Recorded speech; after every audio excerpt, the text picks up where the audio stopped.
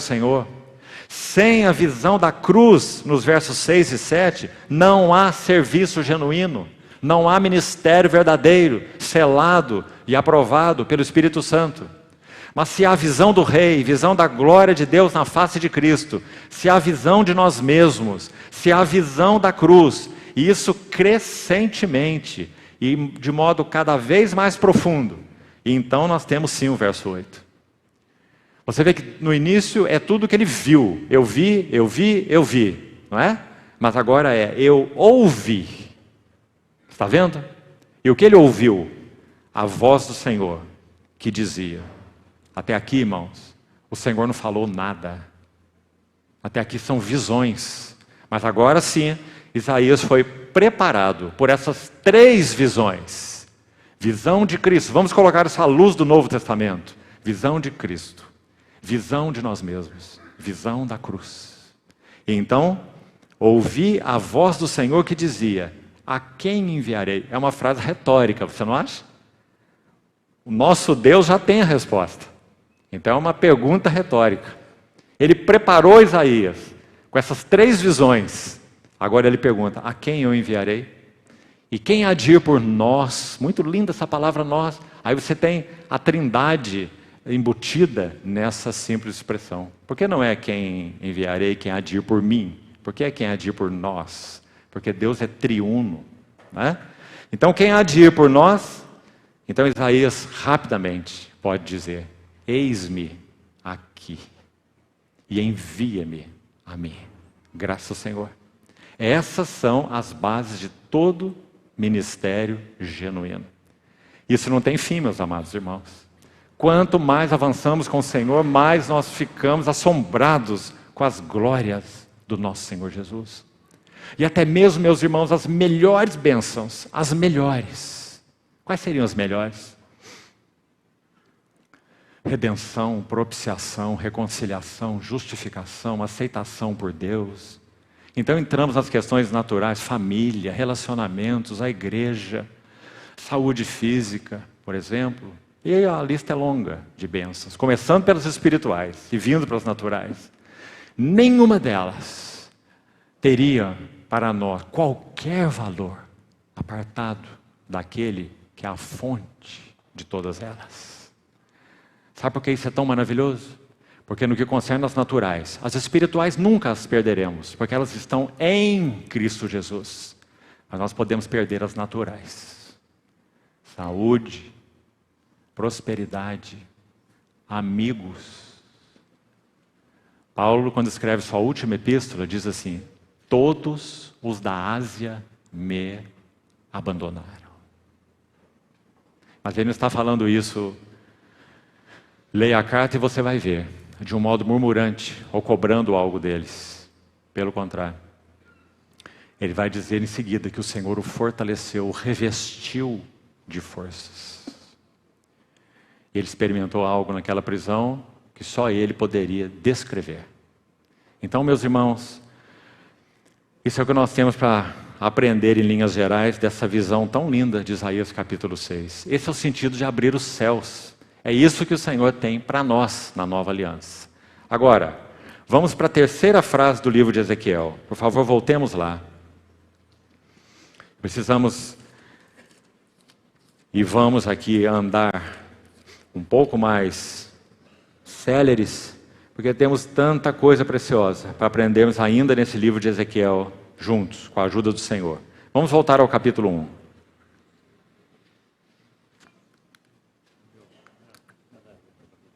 Obrigado, Roger. Capítulo 1. A terceira frase então diz, veio expressamente a palavra do Senhor a Ezequiel. Ontem nós rapidamente explicamos essa expressão expressamente, o sentido dela é, primeiro, a palavra do Senhor para Ezequiel foi pessoal. A frase diz muito claramente, veio expressamente a palavra do Senhor a Ezequiel. Por que é tão significativo isso? Meus irmãos e irmãs, ouçam com atenção. Nunca poderemos proclamar um Cristo aprendido de segunda mão. Só podemos dar aquilo que temos. Só podemos tornar conhecido a outros aquele que conhecemos. Só podemos servir na medida em que temos, nunca além dela. Aliás, Paulo em Romanos 12 nos adverte sobre isso. Não pense de si mesmo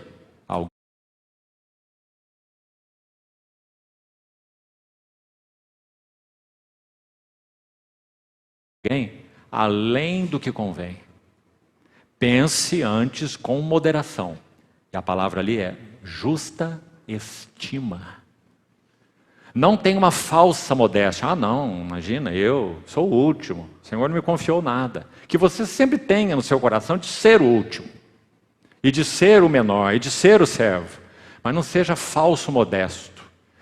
Saiba aquilo que o Senhor tem confiado a você, porque você é responsável por aquilo que Ele tem te confiado. Então pense de si mesmo com uma justa estima, ou com moderação. E ele vai completar, isso é Romanos 12, ele vai dizer, segundo a medida da fé que Deus repartiu a cada um. Está vendo qual é a regra de Deus? Não vá além da sua fé. E o que significa fé na Bíblia? Essa palavra é tão bonita no significado mais essencial dela. Fé significa isto: união com Cristo. Quem crer em mim, ainda que esteja morto, viverá.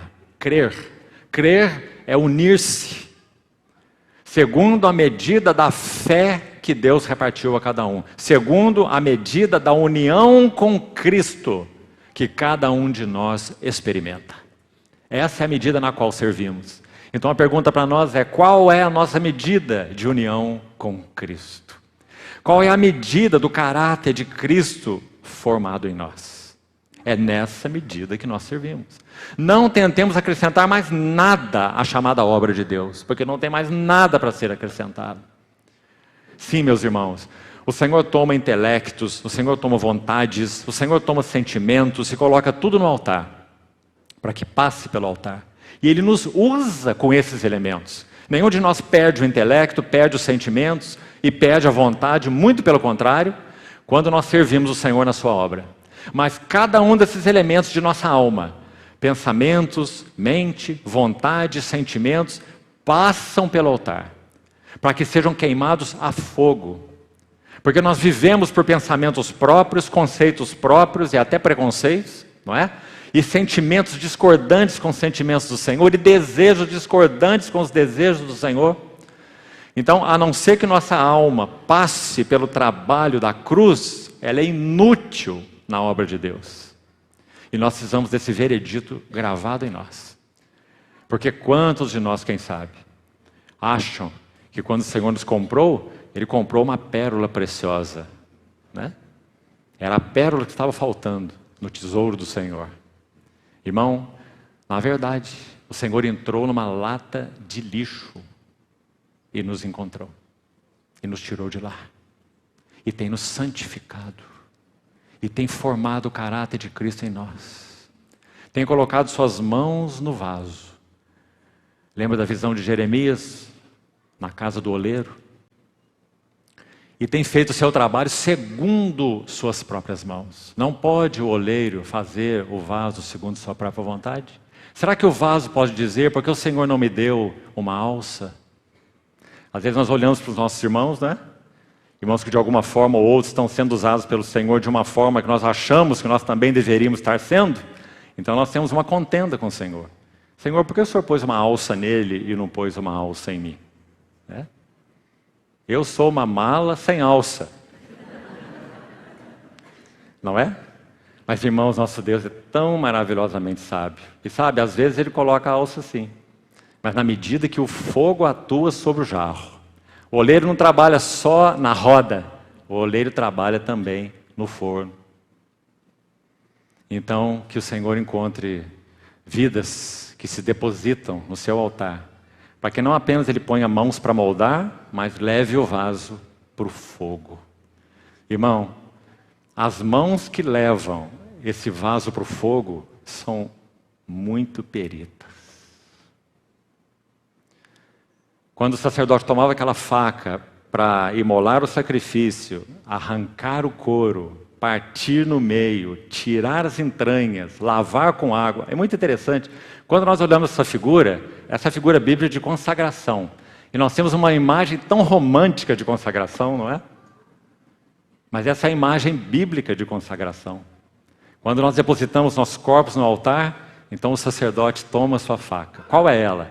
A palavra de Deus é viva e eficaz.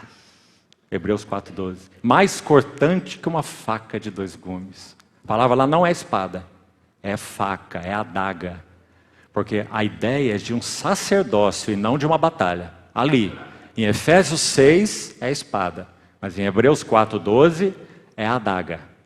Então o sacerdote toma a adaga do sacrifício e imola o animal, e rasga o animal, e esfola o animal, ou tira o couro, e arranca as entranhas, e lava com água.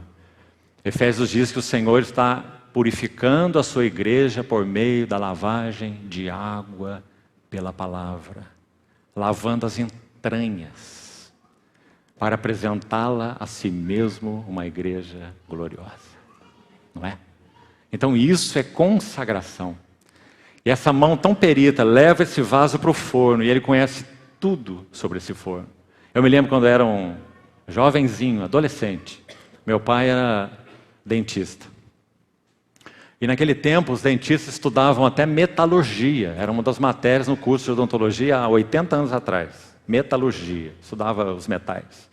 E ele então colocava em um crisol, em um cadinho, a prata, um bloquinho de prata. E ele tomava um maçarico a fole, você tinha que bombar no pé. E ele acendia esse maçarico e colocava o fogo na prata, no bloquinho de prata, para fazer uma restauração para um dente. Então, à medida que ele chegava aquele fogo, e eu vi isso muitas vezes, a mão teria que ser muito habilidosa para dosar a distância daquele fogo na prata. Então a prata ia se derretendo e as impurezas escuras que estavam dentro do bloco de prata, elas vinham para a superfície. E elas ficavam dançando na superfície, por isso que atrai as crianças. Aquele bloquinho de prata já derretido, brilhante, reluzente, e aquelas impurezas escuras nadando sobre a superfície da prata. Saíram de dentro as impurezas e vieram para a superfície. O fogo fez com que as impurezas saíssem de dentro e viessem à tona. Então, na medida que o profissional dosava o fogo, as impurezas iam sendo destruídas. E quando ele saberia que a prata estava pronta e pura para ser utilizada? Quando ele visse na prata um reflexo do seu próprio rosto. Porque a superfície da prata se tornava em um espelho. Não é isso o que o Espírito Santo está fazendo em nós? Usando as aflições, as tribulações, as privações, as perdas, os sofrimentos, que tantas vezes não entendemos, para purificar a prata, até que a face, o rosto daquele que é o resplendor da glória, seja visto em nós. Quando, a seu tempo, ele entender que o trabalho está realizado, o que acontecerá? O céu se abrirá. Ele mostrará o seu rosto para essa criação. E ele dirá para a sua igreja: essa, afinal, é osso dos meus ossos e carne da minha carne. Não apenas tem identidade de essência comigo, osso, interior, ninguém vê, mas também carne, expressão exterior. Osso dos meus ossos, ela tem o meu conteúdo, mas carne da minha carne, ela tem agora a minha expressão. Louvado seja o Senhor. É isso que Ele está fazendo conosco, irmãos. Passe pelo que passar, como for, porque nós sabemos, conhecemos a mão que segura a faca. Então não olhemos para a faca, olhemos para a mão daquele que segura a faca. Os olhos dos servos estão atentos às mãos do seu Senhor. Então, essa foi a palavra que Ezequiel recebeu. Uma palavra pessoal. Nós temos recebido a palavra do Senhor de modo pessoal. O Cristo que conhecemos é pessoal. Quando aqueles 7 filhos de um judeu chamado Seva tentaram expulsar um demônio de um possesso, dizendo: eu te conjuro em nome de Jesus, a quem Paulo prega. Então o endemoniado disse assim: eu conheço Jesus e eu sei quem é Paulo, mas vocês, quem são? E disse que aquele endemoniado partiu para cima deles e rasgou as roupas deles, e eles saíram envergonhados, porque eles estavam pregando um Cristo que Paulo conhecia, mas eles não. Será que a nossa experiência é assim? Ou temos conhecido um Cristo realmente pessoal? E temos recebido dele palavra pessoal. Então, esse é o primeiro sentido de expressamente veio a palavra do Senhor a Ezequiel. Palavra pessoal. O segundo sentido, uma palavra urgente. Por isso, expressamente, não havia tempo a perder. O povo estava cativo na Babilônia. Os reis haviam sido humilhados. O último deles, chamado Zedequias, havia sido cegado. É claro que isso fala, espiritualmente falando, né, de perda de visão espiritual. Um rei idólatra. Ele mergulhou Israel em corrupção. Seus olhos foram vazados. Ele foi amarrado em cadeias de bronze e levado para a Babilônia, na última leva de cativos. Então agora, Ezequiel, na terra dos caldeus, ele recebe uma palavra urgente, porque 70 anos iriam se passar. Será que esse povo iria aprender algo em 70 anos? Você se lembra da história? Só um remanescente aprendeu ou tirou alguma lição do cativeiro. Porque os livros da restauração, Esdras e Neemias, os dois históricos, eles vão nos dizer que a imensa maioria do povo permaneceu na Babilônia depois dos 70 anos. Sabe por quê, irmão? Porque eles encontraram prosperidade material, primeiro. Eles encontraram paz circunstancial. Edificavam suas casas, edificaram lugares de culto, menos o altar. Não poderia ser edificado altar em lugar nenhum que não fosse Jerusalém. Mas eles edificaram as sinagogas dentro da Babilônia. Foi-lhes permitido. E ali eles podiam adorar o Senhor, ler a Torá, cantar os salmos e fazer as orações. Você não acha que está bom demais? Não é? Prosperidade material, um lugar para ir, não é? Uma sinagoga, culto, Bíblia, Torá, salmos, cantados, música, orações. Parece que está tudo tão bom. Mas o que não havia? O altar. E quando aquele remanescente voltou, a primeira coisa que eles fizeram, segundo Esdras 3, firmaram o altar sobre as suas bases. Porque o altar na Bíblia fala do quê? Da centralidade da pessoa e obra do Senhor Jesus. O altar era o lugar da adoração, era o lugar da consagração, era o lugar do holocausto, era o lugar das ofertas. Firmaram o altar sobre suas bases, e ainda que estivessem sob o terror dos povos ao redor, eles ofereceram sacrifício ao Senhor. Meus irmãos, aqueles livros de Esdras e Neemias são tão cheios de princípios espirituais maravilhosos. Da maneira como o Senhor quer restaurar o seu testemunho. Só depois do altar ter sido posto no lugar, é que eles lançaram os fundamentos da casa do Senhor. São os únicos assuntos de Esdras 3. O altar ocupa metade do capítulo e os fundamentos da casa do Senhor ocupam a outra metade do capítulo. Ou seja, nunca lançaremos fundamentos adequados para a casa do Senhor se o altar não estiver firmado nas suas bases. Como disse um servo do Senhor do século passado, Ironside, ele disse assim: em primeiro lugar deve haver uma correta apreciação das glórias da pessoa e da obra de Cristo no altar, que tipifica a cruz. Para então haver uma introdução nas verdades relacionadas à casa de Deus. Ouviu bem? E nunca o contrário. Nunca. lançaremos fundamentos sólidos, sem que o altar esteja primeiro firmado nas suas bases. Então, por isso a palavra do Senhor era urgente. Agora, irmãos, ainda, vamos por favor caminhar juntos e vamos acelerar um pouco mais. Fique com a sua Bíblia aberta, por favor, e busque acompanhar. Aí no capítulo 1 de Ezequiel, capítulo 1, verso 26, olhe comigo. Por que que a glória de Deus se retirou do meio do povo? Mesmo no livro de Ezequiel você tem essa clareza, mas especialmente no livro de Jeremias. Jeremias já começa com um clamor profundo, dizendo: meu povo deixou a sua glória, veja bem, que é o seu próprio Deus, Ele é a glória. Meu povo deixou sua glória e cavou para si mesmo cisternas rotas, que não retêm as águas, deixando o manancial de águas vivas. O Senhor se compara aos ídolos. Ele é o manancial de águas vivas e os ídolos são as cisternas rotas. Então qual o motivo do cativeiro? Apostasia, abandono do Senhor. Então no verso 26 de Ezequiel, acompanhe comigo, nós vamos ver a glória se retirando do meio do povo. E o motivo, então, já sabemos. O povo é que abandonou o seu Senhor e edificaram altares estranhos. Então, verso 26 diz assim, a visão de Ezequiel da glória de Deus. Na terra dos caldeus, lembre disso.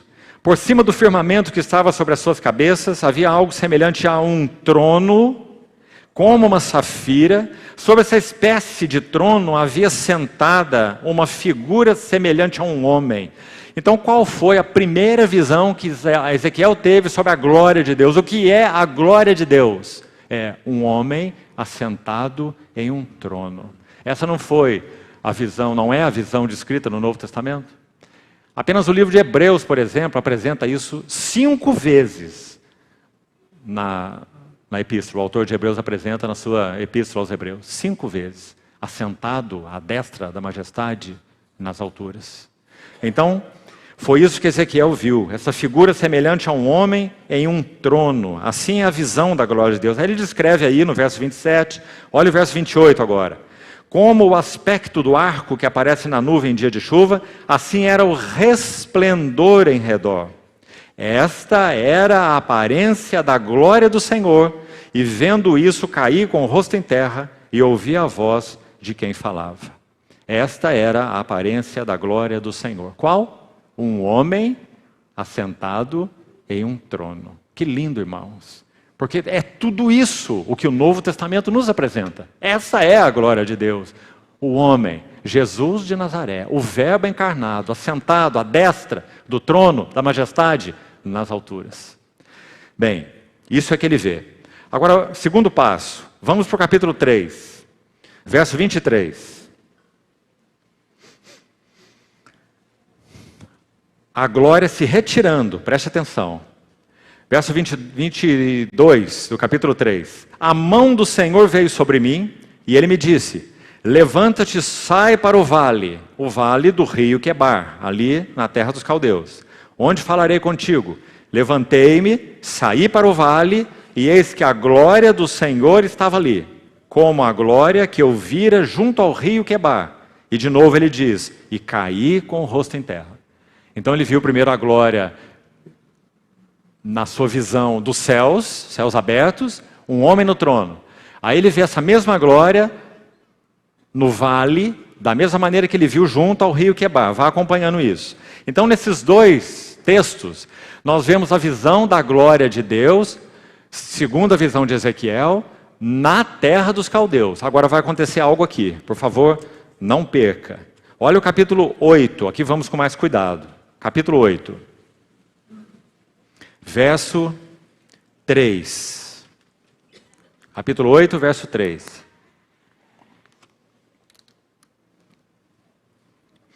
Estendeu ela dali uma semelhança de mão, e me tomou pelos cachos da cabeça, o Espírito me levantou entre a terra e o céu, e me levou a Jerusalém em visões de Deus. Certo?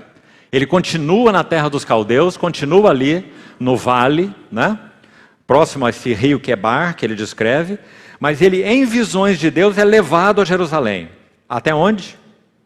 até a entrada da porta do pátio de dentro, ou do átrio, que olha para o norte, onde estava colocada a imagem dos ciúmes. Falando então da apostasia, da idolatria do povo, né? Que provoca o ciúme de Deus. Agora ouça, verso 4.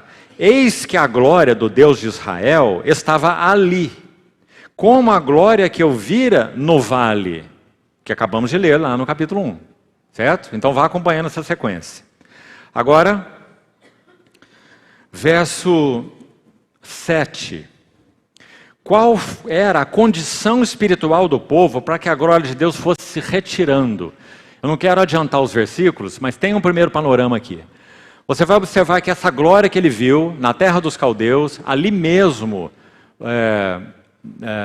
nesse cativeiro, ele a viu literalmente. Depois ele é transportado em espírito a Jerusalém, você viu aí, em visões de Deus, e agora ele vai ver a relação da glória de Deus com o povo de Deus em Jerusalém. Inicialmente, as duas visões que lemos estão na terra dos caldeus, e é uma visão particular para Ezequiel. Ele vê esse homem assentado no trono, ele vê essa mesma glória no vale, é uma visão para ele, um homem assentado no trono. Agora ele vai ver a glória de Deus relacionada a Jerusalém. Por isso ele diz, me levou em visões a Jerusalém. Então esse é o panorama. Agora, quando ele é levado em visões a Jerusalém, o que ele vê? Ele vê que a glória de Deus vai se ausentando paulatinamente, progressivamente, de Jerusalém. Aqui que está uma das lições mais lindas do livro de Ezequiel. Nós, é claro, não vamos ter tempo para o livro todo, guarde isso para você ler esse livro. Os primeiros capítulos, a glória indo embora. Os últimos capítulos, do 40 em diante, a glória retornando ao templo de Ezequiel, aquela visão que ele teve do templo. Então a glória se vai e a glória retorna. Agora, há motivos específicos, e agora que vamos entrar nele, do porquê que a glória se vai. E também, ao final, há um motivo específico pelo qual a glória retorna. E é isso que, se você esquecer tudo mais que estamos compartilhando nessa noite, você deve guardar no seu coração. Qual a condição espiritual que espantou a glória de Deus? E qual era a necessidade espiritual para que a glória de Deus retornasse ao templo na visão de Ezequiel? Não é isso que temos desejado? Que o Senhor então abra os nossos olhos para isso. Vamos lá então, primeiro. Verso 6, onde paramos. Ezequiel 8, verso 6. Vamos ler com atenção. Disse-me ainda, filho do homem, vês o que eles estão fazendo? Quem? Os habitantes de Jerusalém. Ele foi levado a Jerusalém em visões de Deus. Nós já vimos. E o que eles estão fazendo? As grandes abominações que a casa de Israel faz aqui. Preste atenção, irmão. Para que eu me afaste do meu santuário. Ele pergunta, viste, você está vendo? Então ele vai mostrar para Ezequiel quais são essas abominações. Então vamos lá. Pois verás ainda maiores abominações. Verso 7. Ele me levou à porta do átrio. Olhei. E eis que havia um buraco na parede. Então me disse, filho do homem, cava naquela parede. Cavei na parede e eis que havia uma porta. Vamos parar de novo aqui. Irmão, nunca leia a Bíblia de qualquer maneira. Preste atenção. Assim como no tabernáculo e também depois com o templo edificado, pelas mãos de Salomão, você tem o mesmo padrão, não é? 3 ambientes, o átrio, o santo lugar e o santo dos santos. Você conhece algo sobre isso? Sobre o tabernáculo, sobre o templo? Então, a porta do átrio, seja no tabernáculo ou seja no templo, ela era composta de quê? Vamos pensar no tabernáculo, que a figura é ainda mais clara. É dito claramente pelo Senhor a Moisés que a porta do átrio, o átrio deveria ter só uma porta, e ele era todo cercado de cortinas brancas. Não é assim? E essa porta era feita como? Era um reposteiro feito de estofo azul, púrpura, carmesim e linho fino retorcido. Púrpura, carmesim e linho fino falam do ministério tríplice do nosso Senhor Jesus. Profeta, sacerdote e rei. Então, a porta do átrio, no caso ali do tabernáculo, que dava acesso ao átrio, com o altar de bronze primeiro, a pia de bronze depois vinha a tenda da congregação, onde a Shekinah de Deus se manifestava, não é? A nuvem pousava sobre esse ambiente mais interno, o tabernáculo, a tenda da congregação, composta de santo lugar e santíssimo, ou santo dos santos. A parte externa era aberta, por isso chamava pátio ou átrio, e tinha uma única porta que tipificava o nosso Senhor Jesus, no seu ministério tríplice, né? Estofa azul, púrpura, carmesim e linho fino retorcido. Profeta, sacerdote e rei em uma perfeita humanidade. Linho fino retorcido. Agora olha aqui o que está acontecendo. Ezequiel é levado em visões de Deus, até onde? Verso 7, porta do átrio. O Senhor Jesus disse, eu sou a porta das ovelhas. Né? Então aquela porta tipificava ele mesmo. Mas, o que está acontecendo? O Senhor diz a Ezequiel, cava naquela parede. Ora, a porta para o átrio é uma só, tipifica o nosso Senhor. Não tem porta lateral, não tem buraco na parede, não tem como você cavar nem por baixo da terra, como uma toupeira. Só tem uma porta para se acessar, não é? Mas o Senhor diz, olha aquela parede, olha o buraco naquela parede, cava naquele buraco. Ezequiel cava e se abre uma porta. O que o Senhor quer dizer? Eles estavam adorando, entre aspas, cultuando a Deus por uma porta lateral, que não era a porta central. Será que isso nos fala algo hoje? Será que nós temos adorado a Deus exclusivamente por causa de Cristo, por meio de Cristo, em Cristo? Agora, quando ele cava, o que ele vê? Vamos lá. Cavei na parede, verso 8, e eis que cavei uma porta. Disse-me, entra e vê as terríveis abominações que eles fazem aqui. Está vendo? Entrei e vi. Eis toda forma de répteis e de animais abomináveis. Isso significa não podiam ser oferecidos no altar. Eram animais imundos, porque a regra era animal que rumina e que tem casco fendido. E não vamos entrar no motivo disso para não alongarmos demais. Esses animais eram imundos, eram abomináveis. E eram esses que estavam sendo oferecidos na visão de Ezequiel, que falava da condição espiritual do povo, é claro. Por isso eles foram para o cativeiro. Siga aí, por favor. E todos os ídolos da casa de Israel pintados na parede, em torno e ao redor. 70 homens dos anciãos da casa de Israel, com Jaazanias, filho de Safã, que se achava no meio deles, estavam em pé diante das pinturas.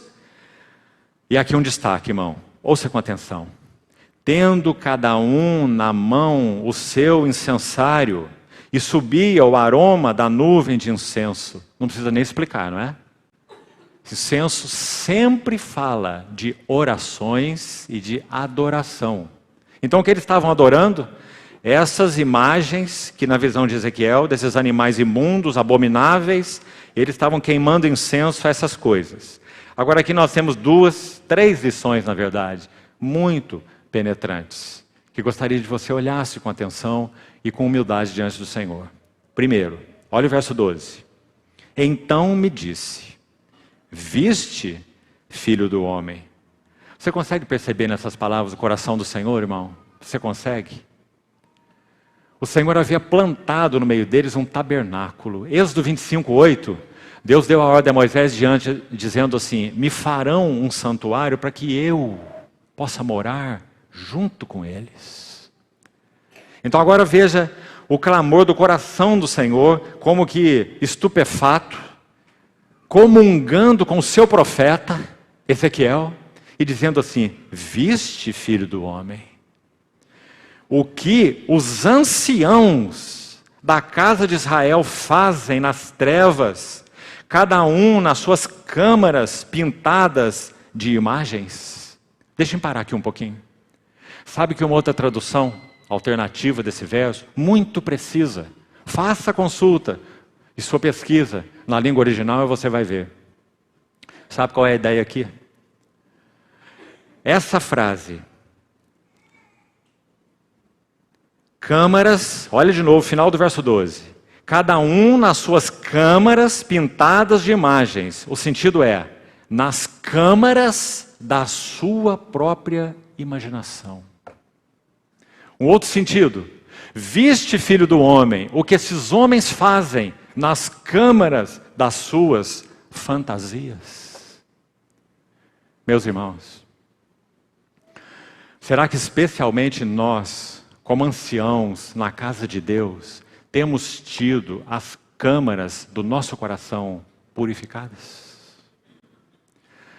Será que as câmaras do nosso coração têm sido ocupadas por fantasias? Sejam essas fantasias quais forem. Será? O que a palavra do Senhor Ezequiel foi: o que esses anciãos fazem nas trevas, nas câmaras das suas fantasias.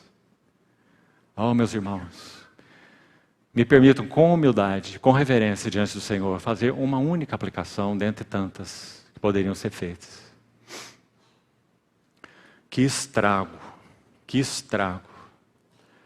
a internet e a pornografia têm feito na casa de Deus, na vida de jovens e também na vida de anciãos.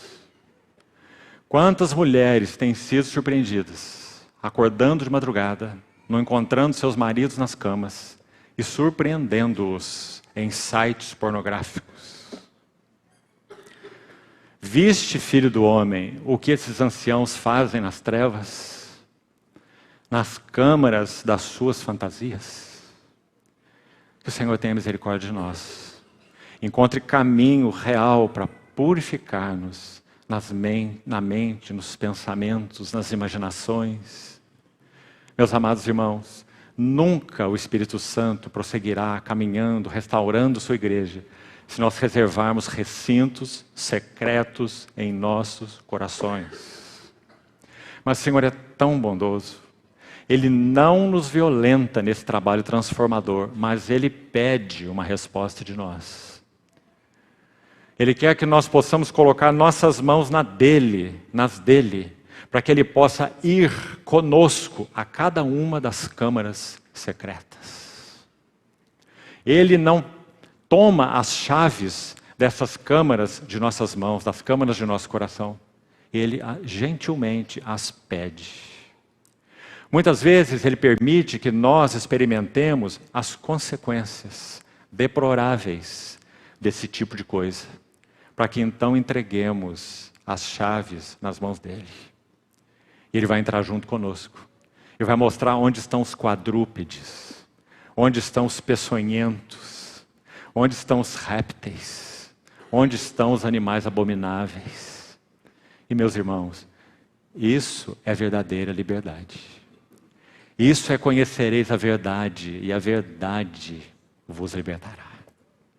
Que lição nós temos nesse versículo 8. Agora, versículo 11. 11 e 12. Agora não terminou ainda. Veja o que mais diz. Disse-me ainda: tornarás a ver maiores abominações que eles estão fazendo. Levou-me então à entrada da porta da casa do Senhor, que está na banda do norte. E eis que estavam ali, se primeiro nós vimos anciãos, agora nós vemos o quê? Mulheres. Mulheres assentadas, chorando a Tamuz. Deixa eu explicar o que isso significa.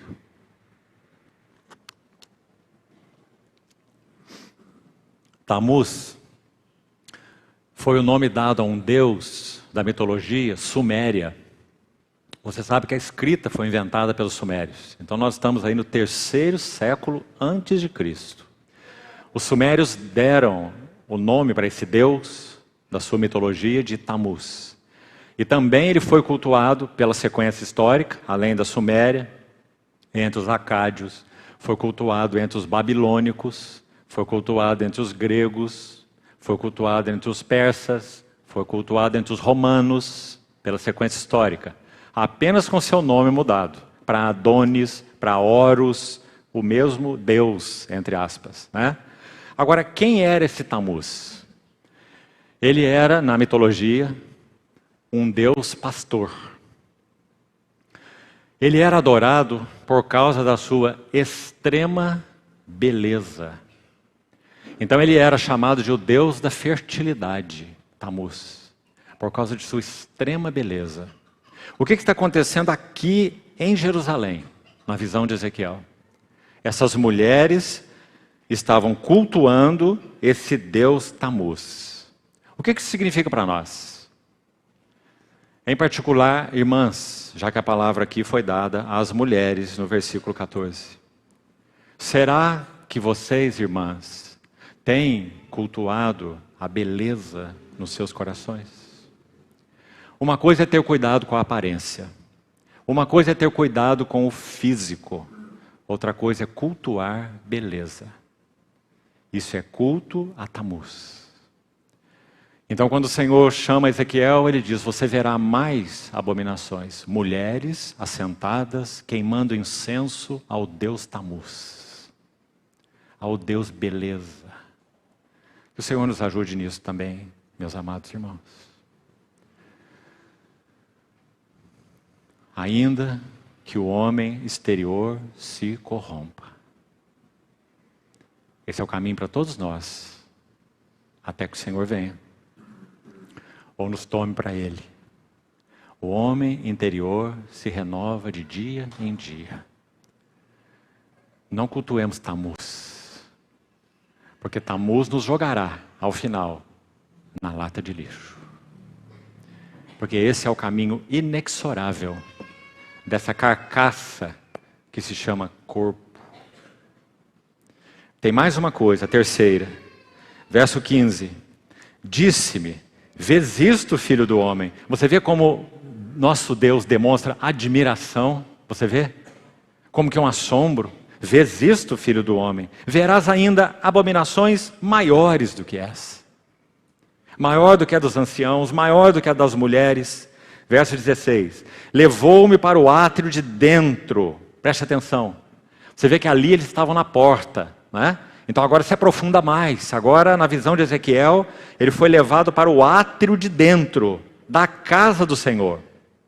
E eis que estavam à entrada do templo do Senhor, entre o pórtico e o altar. Veja bem, já está dentro do átrio, entre a porta e o altar de bronze, cerca de 25 homens, de costas para o templo do Senhor.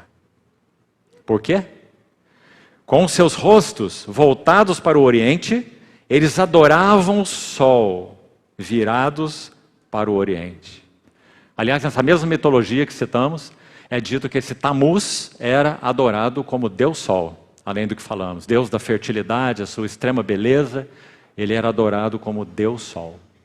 25 homens de costas para o templo do Senhor e de frente, adorando o sol. Então, 3 lições profundas que o Senhor nos ajude a compreender os princípios espirituais delas. Agora vamos para o capítulo 9, já estamos terminando, mais alguns minutos apenas. Capítulo 9, verso 3. A glória vai continuar o seu caminho de retirada. É dito assim no verso 3. A glória de Deus, do Deus de Israel, se levantou do querubim sobre o qual estava, indo até a entrada da casa. Se levantou do querubim, que significa isso? Lá do ambiente mais interno, lá do Santo dos Santos. E foi para a entrada da casa.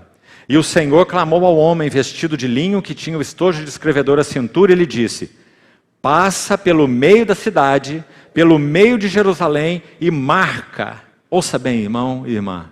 Marca com sinal a testa dos homens que suspiram e gemem por causa de todas as abominações que se cometem no meio dela. Que o Senhor, pela sua graça, nos inclua entre estes, que suspiram e gemem por causa de todas as abominações. Mas há mais aqui. Verso 5 diz: aos outros disse, ouvindo eu, passai pela cidade após eles, sem que os vossos olhos poupem, e sem que vos compadeçais, matai. Escute bem, verso 6. Matai a velhos, moços, virgens, crianças, mulheres, até exterminá-los. Assim que Ezequiel, isso que ocorreu na visão de